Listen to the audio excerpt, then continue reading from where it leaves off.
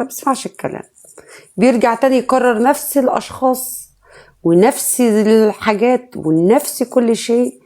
الوحيد اللي اثبت لي فعلا ان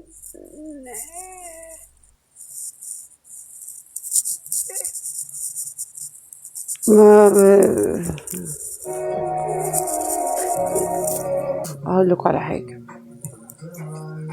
انا ما اقصدش حاجه والله، بس التصرفات دلوقتي احنا بنتعامل تحت تصرفات معينه لازم نلتزم بيها.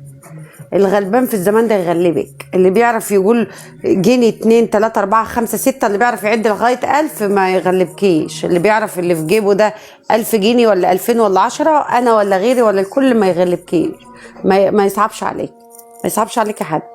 بس الفكره في حاجه، اللي ما يتعلمش من اخطائه يستاهل. ما بقولش على حد بعينه، حتى انا اللي ما اتعلمتش من اخطائي استاهل ضرب الجزمه، مش الحبس بس، استاهل ضرب الجزمه واستاهل الحبس واستاهل المنع واستاهل كل حاجه.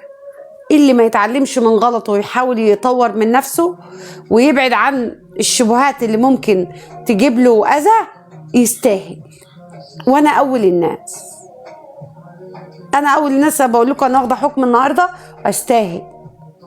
استاهل لان انا في يوم من الايام ما كنتش على درايه ان ممكن رد فعلي يتحسب ضدي. فطالما انا وصلت لساني وانا على لايف ان انا اقول حاجه تتحسب ضدي، حتى سواء بخناقه او بهزار او اي كلمه تطلع من لساني قلتها بمحو ارادتي، سواء كنت متضايقه غضبانه اي حاجه، اتحمل مسؤوليتها، وانا كبيره ان انا اتحمل مسؤوليتها.